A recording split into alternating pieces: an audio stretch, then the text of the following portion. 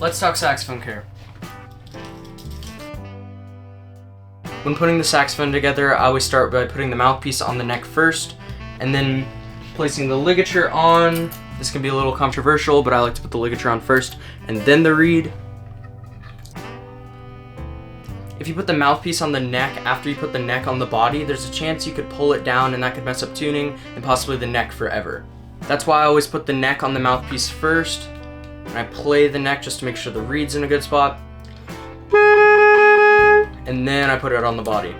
Make sure that the screw is loose and then you tighten it up. If you find that your mouthpiece isn't sliding on the neck very easily, you might need a little bit of cork grease. Cork grease is pretty cheap and I'm sure you can find it at your local music store or on Amazon. You just want to add just a little bit and then rub it around the cork. And then that should do the trick. There we go. If you find that the neck isn't fitting on the body very easily and you're having to twist it in, you never want to use cork grease on the neck tenon. If it's not fitting very well, you could have a leak right here on the neck tenon and you want to go to your local repair shop and see if they can get your neck fitted for your body.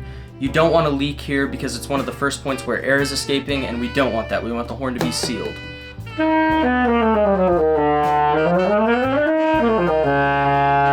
Say you're at home and you're done practicing and you don't want to put your horn completely away and maybe you want to set it on a saxophone stand so that you can come back and practice later. The biggest thing you're going to want to avoid is keeping your mouthpiece and reed on the neck while you leave it there on the saxophone stand. This can collect a lot of moisture and wear down your cork and you don't want that. You want to let it air out while you're not practicing so that when you come back it slides on there firmly. If you don't have a sax stand and you want to set your saxophone down, for soprano, alto, and tenor you want to set it palm keys up. If you did the opposite, your palm keys would be crushed open and they might bend. You don't want that. For bari sax, you're just going to want to put it in the case. The case is preferred over setting it on the ground anytime. It's just a big instrument and it's very expensive. You don't want it to break. The other thing you can also do if you're setting your saxophone on the ground is loosen the neck up a little bit, tilt it to the left towards the palm keys so that when you set it down on the ground, the neck is elevated and not touching the ground. These mouthpieces are expensive and you don't want them to break. Here's a question for you. When you're done practicing, what's the first piece that you take apart? I feel like a common answer would be to take the reed off the mouthpiece and then the mouthpiece off of the neck. But again, you don't want to pull the neck down. So the first thing you're going to want to do is take the neck off the body. Set your neck down somewhere, on a piano, not on a stand because it might fall, on a chair, on the ground, whatever you do. And the first thing you're going to want to do is swab. I always go through the bottom end of the saxophone first, slide it in there, and swab the horn. Get all that moisture out. You're going to want to do that 2 to 3 times, depending on how long you played, but you want to do that every single day. Every single time after you're done playing, you're going to want to swab. That keeps the moisture out and the pads fresh.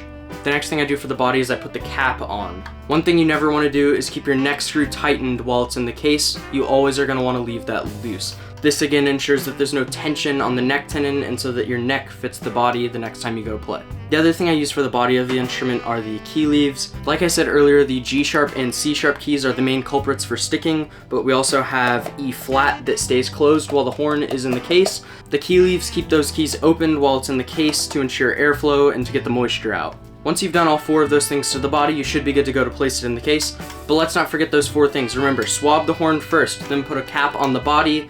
You're never going to want to tighten your neck screw, leave that loose, and then if you have key leaves, put the key leaves on. So once you're done with the body, you'll move on to the neck. You're going to want to remove your reed first, then take the mouthpiece off, swab the neck, remember big end first as well. You're going to do that 2 to 3 times. I store my mouthpiece in a little pouch here. It came with my case, but I think you can buy them from like ProTech.